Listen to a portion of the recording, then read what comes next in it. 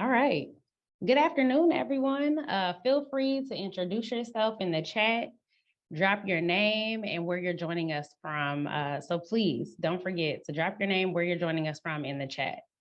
Welcome to the African American Leadership Forum's GRIT webinar series. My name is Adora Lance-Holfrey, and I'm the Director of Leadership Development here at ALF. I'm excited to kick off today's session, Getting What You Want, Mastering the Art and Science of Negotiation. General housekeeping before we get started.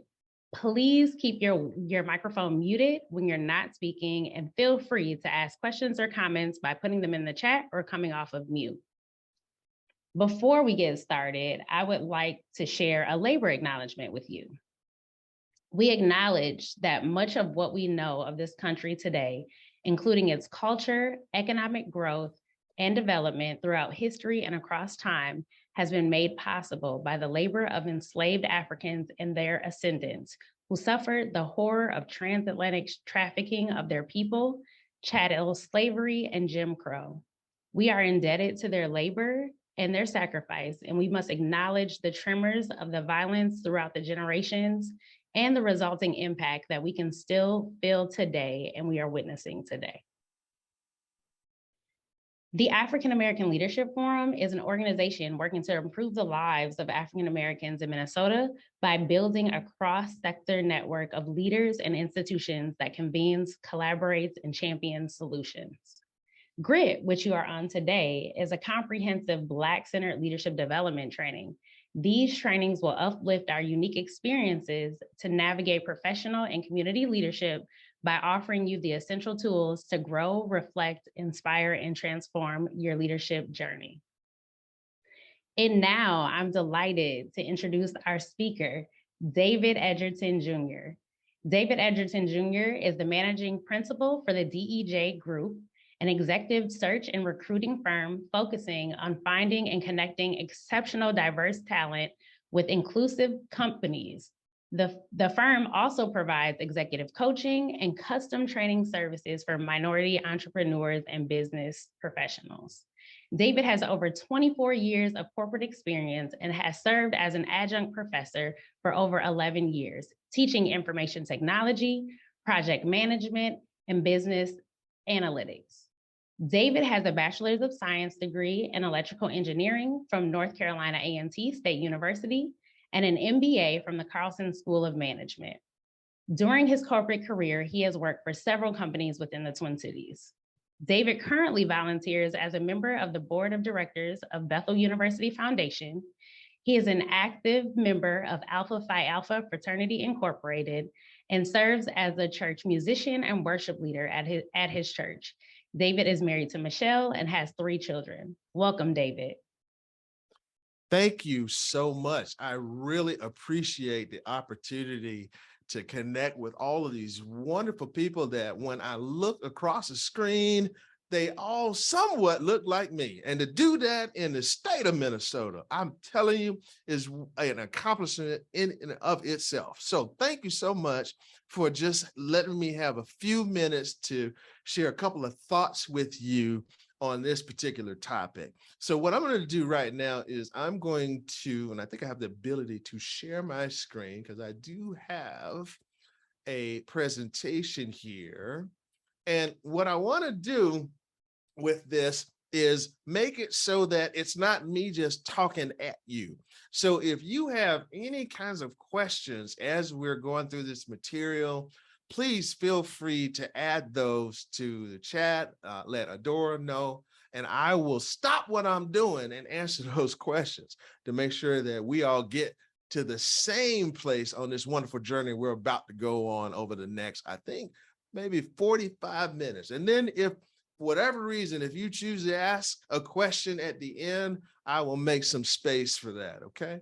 Now, getting what you want, mastering the art and science of negotiation. So we're going to talk about negotiation today.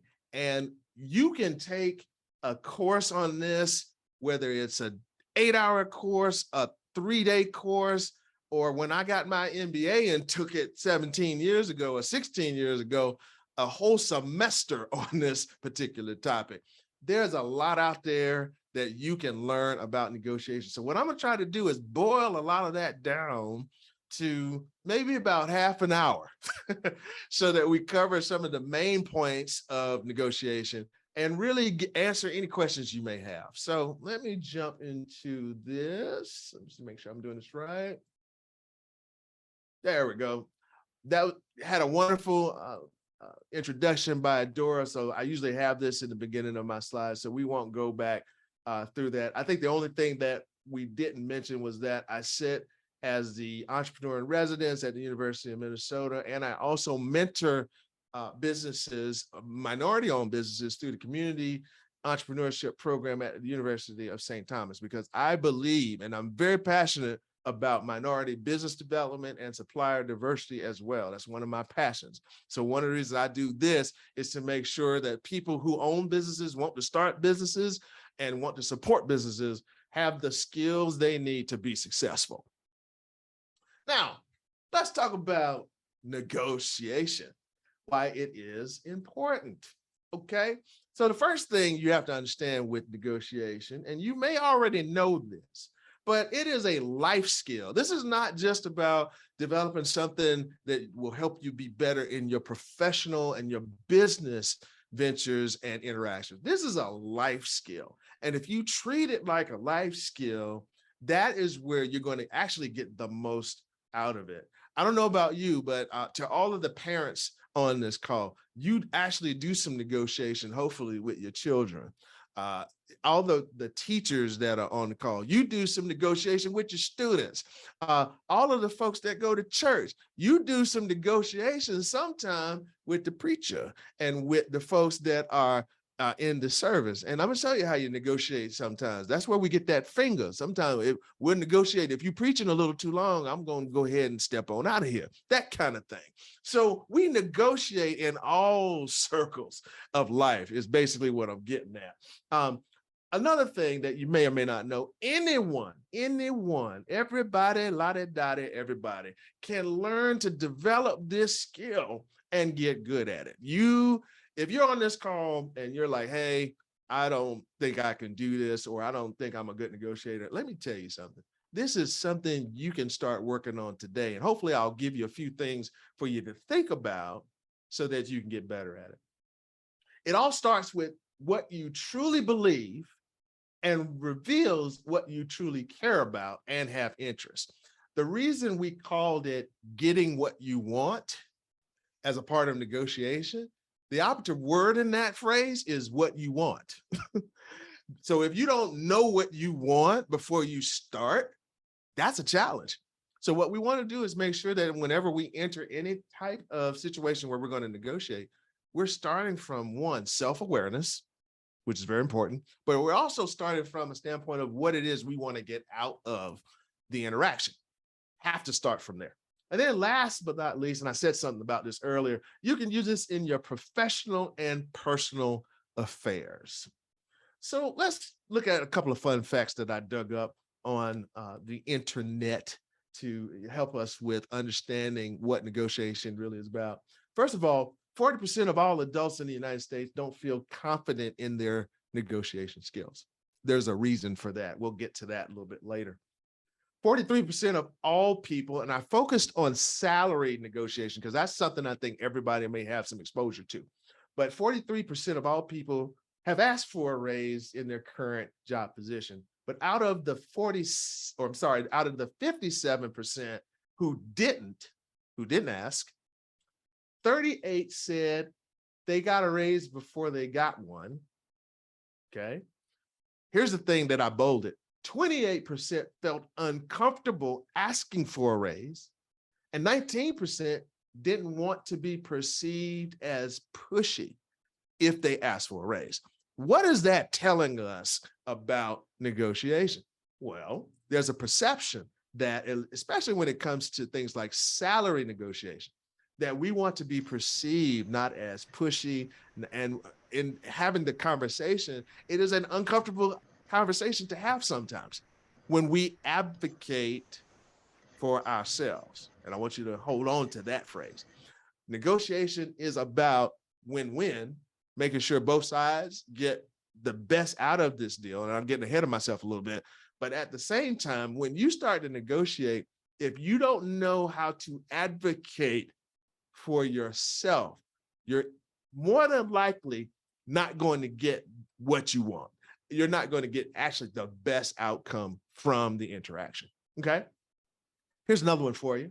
23% of all men state they feel uncomfortable asking for a raise, while 31% of all women feel uncomfortable asking for a raise.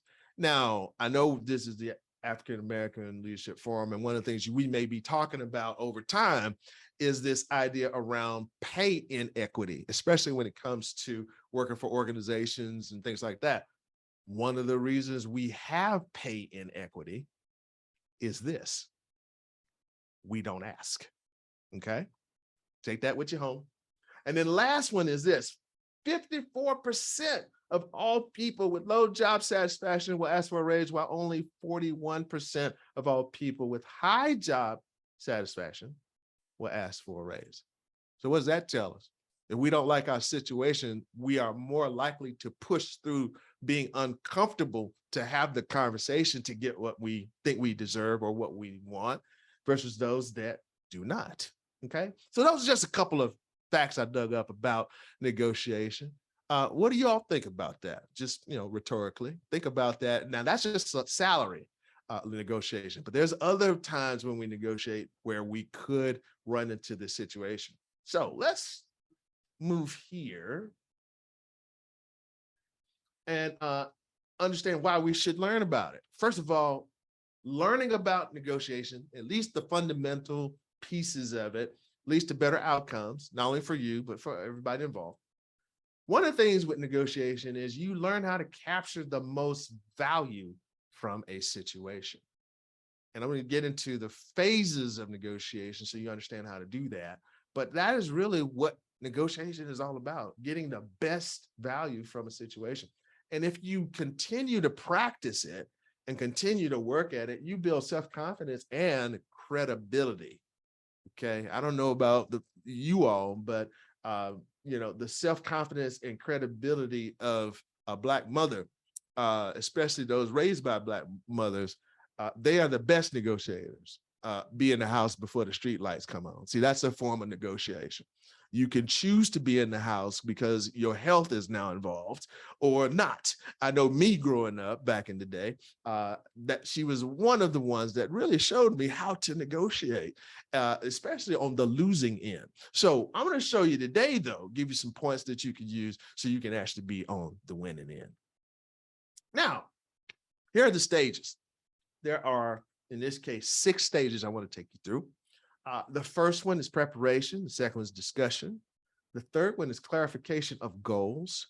The fourth one is negotiation, the actual negotiating that you do. The fifth one is agreement. And then the last one is execution. And I got a slide on each one of those. So we're going to spend just a little bit of time on that. But before we get to those stages, and I'm going to come back through them, the first thing I want you to think about as a part of our framework we're going to use today is this idea of positions versus interest. Positions versus interest.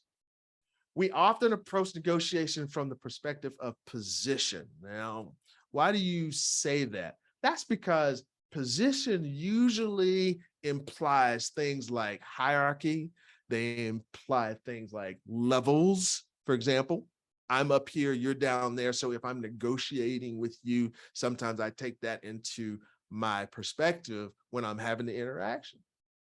This is called power negotiation, which is that second bullet. And like we see in the movies, right? And in the media, we see that all the time, especially if it's a hostile situation and we're talking about negotiating, right?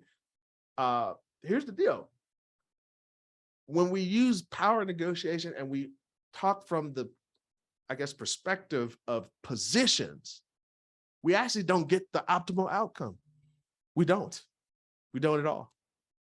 I got to have this because I got to have it. Okay, well, and because I'm the person in charge, or I got the money, or you know how you do when y'all go get y'all Lexuses and Mercedes Benz. I'm going up in here. They not gonna overcharge me because I'm gonna get what I want. Okay, I understand that. However, that's coming from a position, not from a perspective of interest. And I'm gonna show you how in a minute. Okay. Now, back to the 6 stages. First one is preparation. Before any negotiation takes place, guess what? A decision needs to be made, or at least be taken, as to when and where the meeting will take place, to discuss the problem and who to attend. So this is all about, if we're getting ready to have a negotiation, who's going to be there, when they're going to be there, what are we going to talk about, right? In other words, just straight up getting ready. You cannot negotiate with anybody if you are not prepared. In fact, if you try to negotiate with someone and you're not prepared, I will guarantee you every time that you will either get taken advantage of, you won't get the things that you want out of the deal, and you really won't learn the skill you need to get better outcomes down the road. So preparation is everything, just like representation is everything. Okay. So you got to prepare for a negotiation before you have it. Then you have a discussion. Now, let me tell you what the discussion is. The discussion is really when you actually, as it says here, have individuals or members of each side put forward the case as they see it. In other words, you hear the perspective of both sides before you start asking for what you think you want. So the discussion is a very important stage in negotiation. You actually get to get the lay of the land, if you will. You get to figure out, okay, here's the scope of the discussion, and we are now laying it out so we kind of understand where we can maneuver and where we can make some progress. It's always good to have a discussion so that everybody's on the same page. You set the level there, your ground set, the level of where everybody is, set everybody's understanding and expectation before you get started. Okay, so that's a very important stage. Another important stage is the goal clarification. So this is when you talk about your goals, you talk about the interests and the viewpoints of both sides of the disagreement. And usually when you're negotiating, there is a disagreement. I don't know too many negotiations I've been a part of where both sides automatically agree from the very beginning. There's a rub somewhere. There's some kind of friction. There's something going on. And what we're trying to do is now reach an agreement. So goal clarification is very important in the negotiation stage and in the negotiation process, so that you really figure out what it is that you're trying to accomplish and set that as your priority. So goal clarification, you must do that once you have the scope of the discussion. Once you have been prepared, you're now ready to actually talk about the direction you want to go in with the conversation and hopefully get to the actual outcome that you're after. Hopefully this is making sense for people. There we go. Now, okay. So after you do the goal clarification, the next thing you have to do is get to the agreement. Let me check something here. Yeah, okay. So the agreement comes actually after the negotiation. So you actually go back and forth and you come to an agreement, which is basically saying, okay, both sides, here's what we're going to do. And both sides agree to that. Once that happens, then it's essential for everybody to really have an open mind about how to get there, but also have an open mind on how it's going to be implemented. Okay. So the agreement comes after the negotiation. And then this last thing is now you actually go execute what it is you came up with. Everybody good with that? Those are just the 6 stages that you go through in any negotiation. I don't care if you're buying a car. I don't care if you're buying a house. I don't care if you're having an argument with a significant other. You're going to go through all 6 of those in every interaction. Questions? No questions? Okay.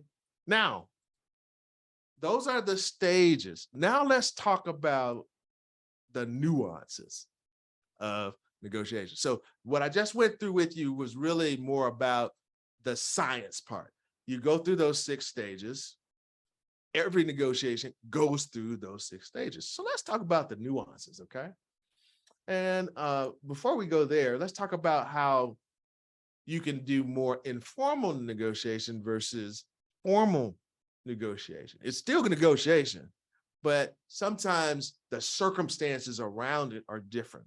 And the thing you have to remember whenever you're doing informal negotiation is this: attitudes, knowledge, and the interpersonal skills. And I got a slide on that right here. So think about the attitudes of everybody involved. Suppose you want to go to Target, and let's say your either child or your significant other doesn't want to go. So what kind of attitude are they going to have when you say, I need to go make a Target run, right? It might not be the same as yours.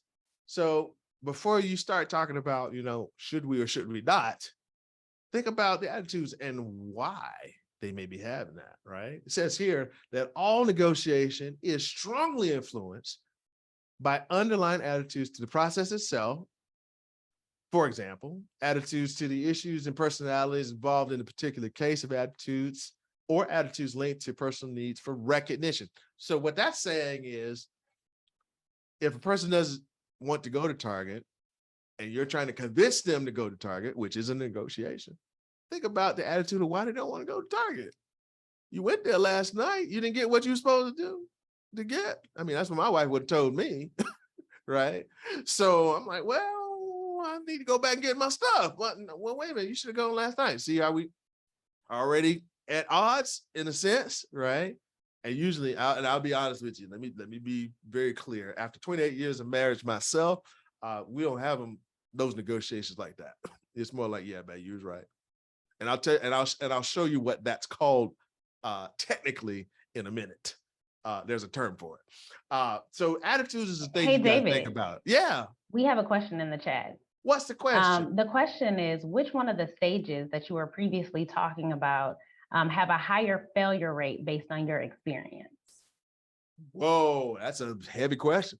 A higher failure rate. I think that there's a way to answer that I think is comprehensive. I think a lot of people do not prepare to negotiate the very first stage, because sometimes you can negotiate, and I'm probably going to say this later, but I'll say it now based on the slides. Sometimes you can negotiate and not reach an agreement. That does not necessarily mean you failed. It means you didn't reach an agreement. Okay?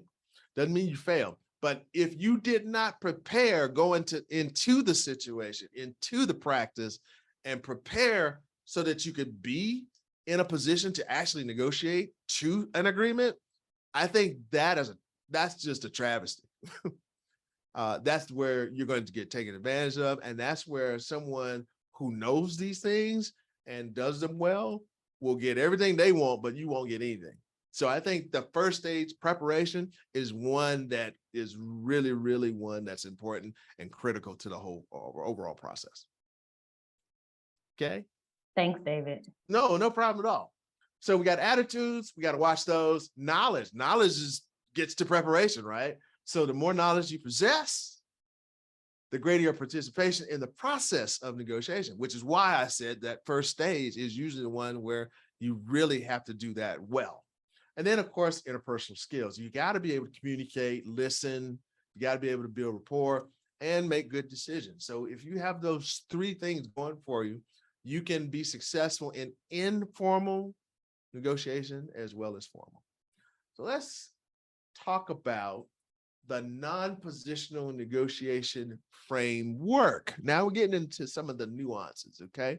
Remember our stages, right? We got to prepare, we got to discuss, we got to align the goals, then we have to do the negotiation, then we reach an agreement, and then we execute. That's the science. Here's where we get into a little bit of the art of negotiation. So the first thing you got to think about is when you start having a conversation, People need to be separated from the problem. Separate people from the problem. I live by this saying where I say, the problem's the problem, people aren't the problem. So you start talking to somebody and you're like, oh, I can't stand her. I don't like how she do her nails. I don't like how she wear her hair. And now we get ready to talk about something that's a disagreement. Or him. I don't like how he drives his car with his music loud, blah, blah, blah, blah. You name it, whatever it is that makes you not like the next person. Okay. And now you got to actually have a conversation with them because both of you are needed to get something done. If you start with, I can't stand them, which sometimes we do, we are actually missing out on trying to get the best outcome, the most optimal outcome, because we're looking at the person as the problem, okay? Look at the problem as the problem. Another thing, focus on interests, not positions. I said something about that earlier, where you don't look at it as I'm in this role or you're in that role, or I'm in this rank and you're at that rank. So because of that, I'm going to talk to you a certain way, which means I'm only going to give you X, Y, and Z, and you're going to give me A, B, C. That's positional. Interest is all about, well, what can we both get from this? What can we come up with where we both win? What can we do so that when we both come together, we're happy about the outcome and the result? You should always negotiate from that position, okay? Or at least from that perspective. Options. This is another thing that preparation will help you with. Don't go into a negotiation thinking one thing is the thing, right? The main thing is the main thing. No, you need to go into negotiation with the idea that you need to come up with options, different options. This is where diversity of options, if you want to call it that, is very, very, very, very important. Generate a variety of possibilities before deciding what to do. Still goes back to preparation, which is why I say that stage is so important. Come up with options before you start talking. Sometimes, if you're really, really good, options can be revealed or make themselves known in the conversation, but you have to be savvy enough and privy to what's going on in order to recognize that. If you're not a seasoned negotiator, or if you haven't done this a lot, it's better to walk into the conversation with all the options on the table so that you know how to respond in case those options start to show. So you're not surprised, you're not taken off balance, anything like that. So definitely do your preparation to know what options are available to you before you start. Then this last one is all about criteria. Insist that the result be based on some objective standard, objective, not subjective, because all the emotion that you go through when you're negotiating, the subjective stuff, that can actually take you off base too. So make sure that you've got something that you can measure the outcome against that's objective. And that's how you know you've been effective in your negotiation. We good so far, everybody? Everybody tracking with me? Those that I do see on the camera here, and I see a lot of names here, but that's great. So we're going to keep on moving. Okay. Here's the meat of the art and the science of negotiation. And the way I pronounce this is BATNA. So you must, before you have any type of conversation, any kind of negotiation, any kind of discussion, you must create your BATNA. BATNA is an acronym for Best Alternative to a Negotiated Agreement. I put that little image there for a shortcut for you to remember it. Know when to walk away. That is your BATNA, okay? And what it does, when you know what that is, before you start the conversation, it basically helps you, as it says here, protect yourself from accepting terms that are too unfavorable and rejecting terms it would be in your best interest to accept. Let me show you what that looks like. I actually have a visual here that will help us. So imagine that you're like me and you have a son or a daughter just got their license and they're like, Dad, I know that, you don't want to take me to school every day and you need to get me a whip. Do they still use that term, adore, whip? Do they, am I dating myself or am I still kind of current with that? Do I they mean, still I think call it? I use it, but I don't know if they still use it. All right, well, I'm gonna say whip, and then y'all take that however y'all want to take it. You can guess how old I am based on that statement. That's fine with me. So let's say, Dad, I want a new whip. All right, cool. So let's go to the used car lot and let's go look for you a whip then. Let's go do that. So when we go there, here's what happens. When we start talking about a BATNA, best alternative to a negotiated agreement, as the buyer, as you look at the bottom of this diagram, you see that there's a buyer's settlement range. And then you see where we have the buyer's alternatives or the buyer's BATNA, best alternative to a negotiated agreement. What that's saying is between $5,000 and $7,500, I'm good. Okay. Credit union said I can do 7,500, US Bank, well, whoever you bank with, whatever. They said I can get 7,500 if I need it. But if they come at me with 8,000, then I need to know what my BATNA is. That's when I'm walking away. Better yet, according to this, if they come with 7,501 penny, I'm walking away. Okay. Now, on the other side, though, the seller has a range too. Of course, they're going to try to get you to buy the car for 10 grand, but they may reduce the price to $6,000. But if you start talking crazy, saying, oh, no, I think I can get the car for $4,000, thinking you negotiating, they're saying, oh, you know what? You might need to go talk to somebody else. In fact, you might need to go to a whole nother dealership because nobody is going to sell you the car you're looking at for less than $6,000. So your seller has a BATNA. They will walk away from you at $6,000 and below. You have a BATNA. You will walk away at $7,500 and above.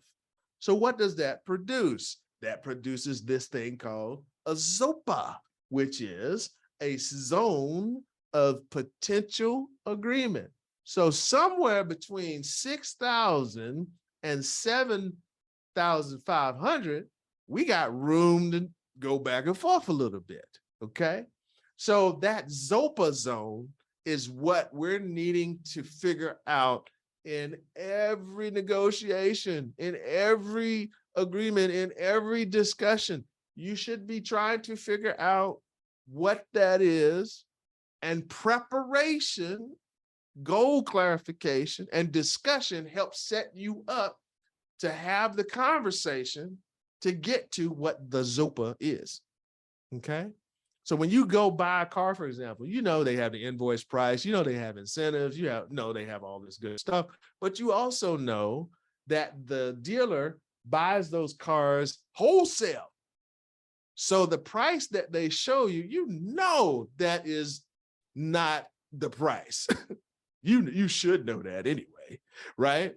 So they're going to try to get you to go to the higher end. And at the same time, when you walk in, they're looking at you like, yeah, they're going to try to get us up off this price, but we making sure we get as much as we can out of the deal. In fact, that's why they have dealer financing, because the banks give them an extra point on everything that they finance. So they're going to make their money anyway. So if they're going to make theirs, you need to get what you are supposed to get, or anything, or basically get what you want. But you don't do that if you don't know what you want. So start with that. Everybody good with this? Does this help, from a negotiation standpoint, to visually see what you're trying to do? This could be used across multiple scenarios where you could then begin to map out your discussion, which you should do visually. You should map out your BATNA.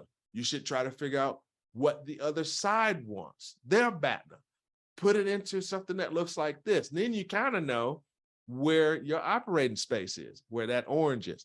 Okay. And it's just a simplified example. There's more complex negotiation and things you could do where you can have multiple things that could go into that zone. But for now, that's the idea. Know what you can walk away from. Okay. Now, to develop your BATNA, you just basically invent a list of actions you could take if no agreement is reached. Get up, walk away, go to another dealer. In that case, in a salaried piece, it might be, or a salary negotiation, it might be a situation where you say, okay, well, if they don't give me what I want, do I have another job opportunity I'm going to walk away from this one and take? Or am I going to do something different? I don't know what the other option might be. That's why we have, for example, now the Great Resignation. A lot of people are like, okay, here's my BATNA. If you make me come back to the office and don't offer Zoom, here's what I'm gonna do. I'm going over to where they got Zoom and I can work at home. That's a BATNA. You know that. So when you have that conversation, when they come back and say, well, you gotta go back to the office, you can be like, 2-finger split, deuces, peace. I'm going over here and I'm going to be able to do my remote work and my Zoom in my fuzzy slippers with my Keurig on the mode for lattes and cappuccinos. See, that might be your BATNA right there, right? I don't want to go to the office. And we're seeing that, and companies are backing up because you would think they have the power. Guess what? They don't, because they can't operate without you and a lot of you. So that's just one way to look at that. Improve some of your promising ideas and convert them into practical alternatives. You know, brainstorm that thing.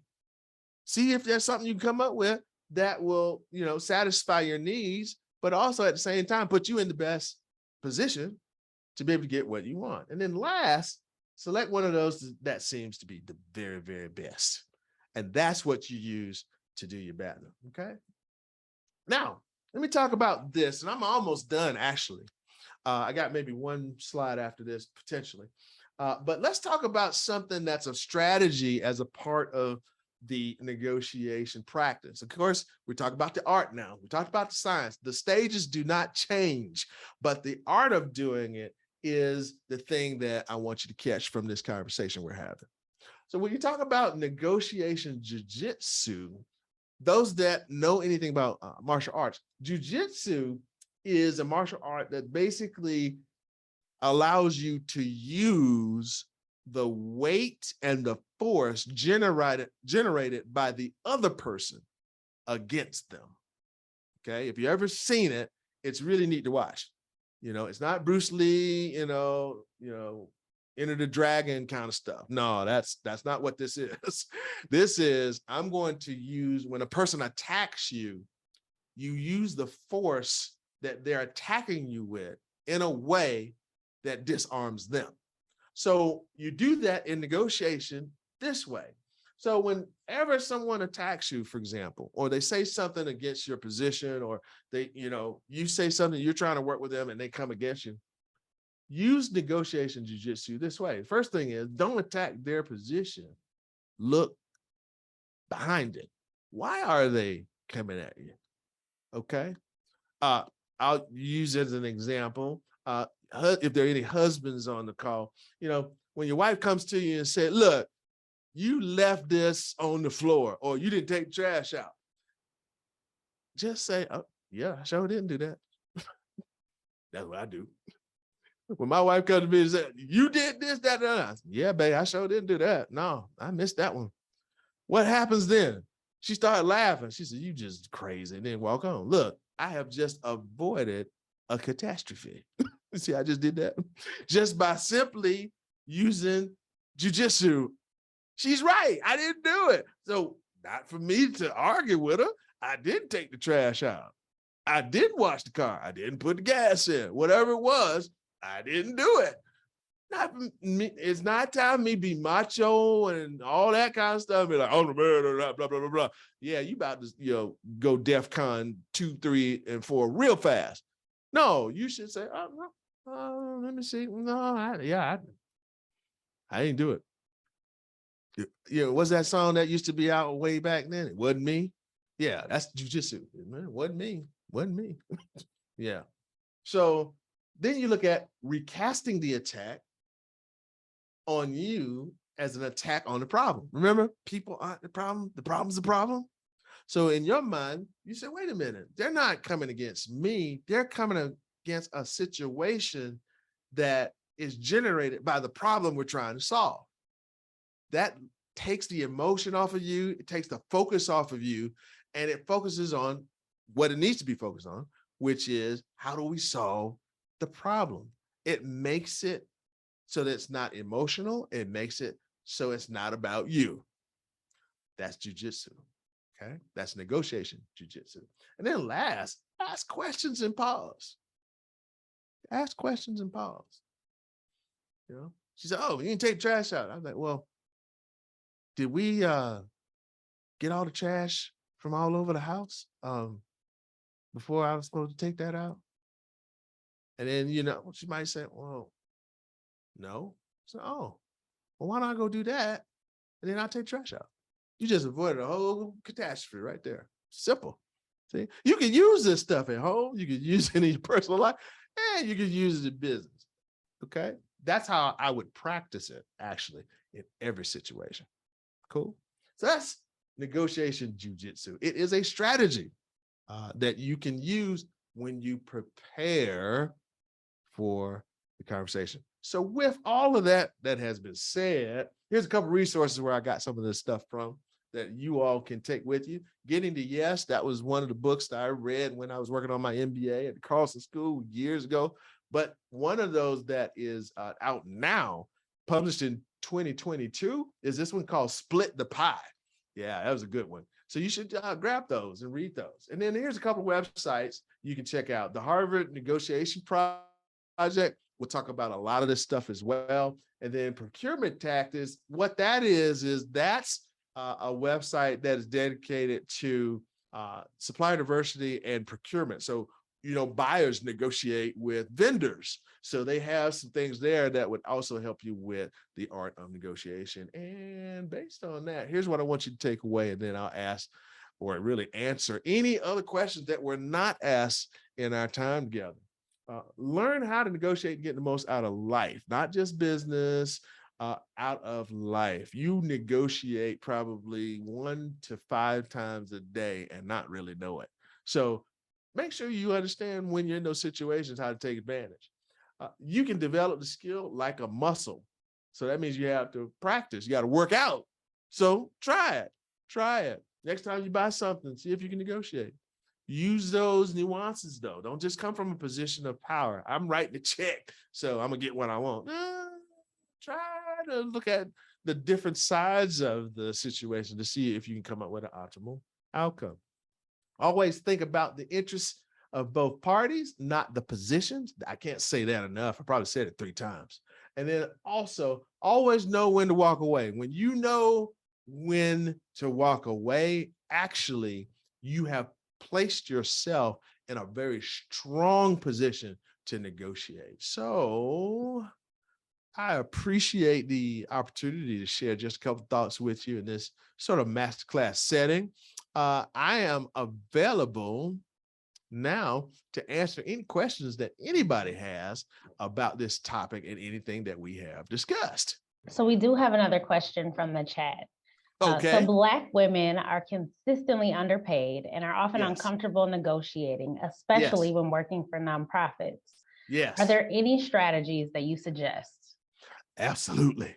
Here's one tactical thing you can do. What I would do is definitely go look up the nonprofit on something called the GuideStar website. When you go to the GuideStar website, you can pull something called the 990. It is similar to, I think, the 10K for a public company, where you can actually see what people make. It is published information. It is there for you to research. Once you have that, depending on the type of role that you might be going for, now you can walk in prepared to discuss what people are willing to pay.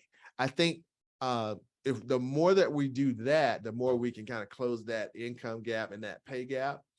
people have to first be willing to ask the questions and ask for more money, which is starting to happen. And you have to do your research so you're prepared. So you're not asking for something that's unreasonable. So that's what I would do, especially women in the nonprofit sector. Arm yourself with information is the best thing you can do. Thank you. I have another question from the chat, and then it looks like we have someone raising their hand. Okay. So the question from the chat is, what is the main difference between compromise and negotiation? Oh, that is a wonderful question. And I'm going to give you this answer. Whenever you compromise, what I've always said is you end up with an inferior product. Here's why. When you compromise, you're basically saying, I'm going to give up till we get to an agreement. That's going to lead to a suboptimal type of result. Collaboration, though, is when you say, okay, let me work and get the most out of this. You get the most out of this, and we should arrive at the best for both. It's all a matter of mindset and perspective. If you walk into it saying, okay, I got to give up, and then you come up to an outcome, you're like, well, you're going to look at it as I gave all this up versus here's what I really need to have. Here's what I don't necessarily care about. As long as I get what I really want, then everything else is gravy. Just having that perspective keeps you from looking at it as compromise. It's more collaboration, which leads to an optimal outcome. Hopefully that helps. And we have someone who's raising their hand. I think Elijah. Hey, Elijah, how you doing? How's it going, David? I'm doing pretty good. All right, brother. My question is about more so in terms of like winning business deals. So kind of like how do you what's some insights that you have in terms of like negotiation, like when there's competition? When there's competition. Okay. So let me make sure I frame this right. So are you saying that you are competing for business with other people and you're trying to negotiate? Yeah, correct. Okay, very good. Okay, I'm with you now. So that goes back to that first stage, preparation. So if you're getting ready to enter into a negotiation with someone and you're trying to win their business, one of the things you need to know is, one, what will the market pay? So when you're talking about what you'll walk away from, the BATNA, figure out what the market would pay, figure out what you should be able to get out of that deal, figure out what your competitors are doing as well. You know, you can research a lot of that and figure out what the market truly is saying. Then you arm yourself with the information. So when you have the discussion, you can broach that with the person you're negotiating with. But you got to do your research, not only on what you have access to, you got to try to figure out what they have access to as well. The preparation isn't just, let me make sure I know all my numbers and my business and what I offer and what my costs are and stuff like that. The preparation is you need to know their costs. You need to know how they make decisions. You need to know who they're doing business with already before you start talking to them. Because then it becomes more of a collaborative interaction when you can tell them, hey, well, I know your costs are this, and I know you're dealing with these people. I know this is the case. And here is where we can fit into your portfolio and add value to you. Now somebody's going to listen to you versus, well, if you got the same thing that the next person has, which has the same thing as the next person has, which has the same thing as the next person has, why do they need to talk to you? Well, you didn't do your homework. And they will know you didn't do your homework. So they will take full advantage of you. So that's how I would look at that, my friend. I appreciate that. This was a great session too. Not a problem, my friend. Anybody else? Yeah, we have another question in the chat. Okay. Are there other recommended or trustworthy sites similar to GuideStar for comparing salaries for corporate roles? Oh, sure. Salary.com is one. Payscale.com is one. If you have a professional LinkedIn profile, I think you have the ability to do some salary type of research on your own. And I think LinkedIn is becoming even more and more of a trusted resource because people are starting to put their personal salary information on LinkedIn. So that aggregates it across, I think the last time I checked, 800 million folk. So you can maybe do it by industry. You might could do it by geography. You can go in and say, well, what does a marketing director make in the Midwest? And it'll come back and say, well, probably something between, let's say 80,000 and 95. Well, if that's the number, when you get ready to go negotiate your new job, depending on the size of the company, the number of employees, another thing you can do is take you a little course on finance so you can know how to read income statements and balance sheets. So you can go to Wall Street or Yahoo Finance or Google Finance, pull up the financials on the company to see where they are and what their SG&A is, selling, general, administrative expenses are. That's the salaries. That's where that comes from.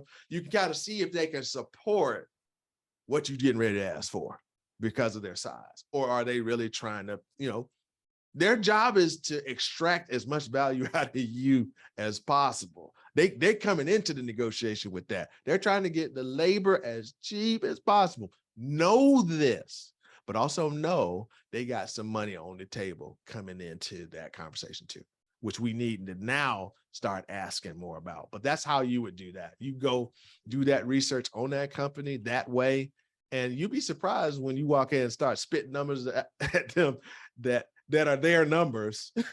And they're like, wait a minute, this person, no. Now they start, paper starts shuffling and wait a minute, what's going on? You struck a nerve then.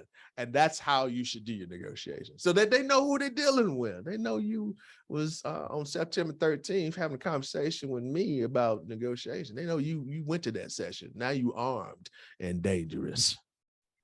We have somebody with a raised hand. Dante? Yeah, I can't see it. Let me see. Page 2. Oh, there's a whole lot of people on this call. Dante, you want to go ahead? Dante Curtis. Yeah, what's up, David? Oh man, that's one of the best public speakers on the block right there. I know that guy. Stop it. Thanks, I appreciate you. You've been talking about preparation. I just want to share this story, then I want to invite you to share a story. Sure, absolutely. I just did a workshop 2 weeks or 2-3 months ago with an organization. They reached out and said, thing. And I Googled their name and found they received a grant from the Minneapolis Foundation. So I knew how much money they had. And so you're talking about doing your homework, y'all. Like a quick Google search can like hook you up. Anyway, so I knew, my price went up because I knew they got somebody from the Minneapolis Foundation. It wasn't just anyway. Right. Would you share a story? I know you launched your business, I think almost a year ago now, or maybe a little bit. That's more. Right. That's right. Yeah. Can you share a story of when negotiation has worked really well for you? You know what? I'll use a personal example, and I already asked for permission to do this, so my wife is not going to be mad, but I'm about to talk about my wife. Okay. So here's what happened. My wife, I was blessed with my first 2 children that she was at home and she did not have to work. Okay. So one day she got the idea that she wanted, and I'm going to say it like she said it, I want a bill. I want my own bill. So that means brother was handling his business, taking care of all the bills in the house. All she had to do was, take care of the kids and do her thing, right? Not being chauvinistic or nothing. That was just our arrangement, okay? She's now executive vice president, chief development officer, blah, blah, blah, blah. But that's a whole nother thing. So she said, I want to have my own bill. I said, what you need with your own bill? And here's what she did too. She went down to the bank and got a car loan in my name, and I wasn't even in the room. So she calls me and says, hey, baby, go down to US Bank, sign your name. I said, what do you mean go sign my name? She said, well, I got a car loan because I wanted, this is what she wanted. She wanted this green MPV Mazda van. She saw it, said minivan. She said, I want this van. I said, okay. What you mean you sign? She said, yeah, go sign your name. That's all you got to do. I said, okay. So here's what I did. Went down to the bank, saw what she did, basically got a check. I said, okay, you know what? I'm gonna do this. So I signed in my name, got the check. I want you to catch this. Got the cashier's check for the amount for the van. It's something like $19,000, something like that. I said, all right, let's do this. So we went all the way out to Mari's Mazda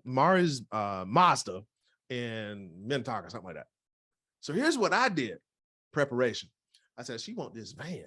I don't want her to get this van, but all right.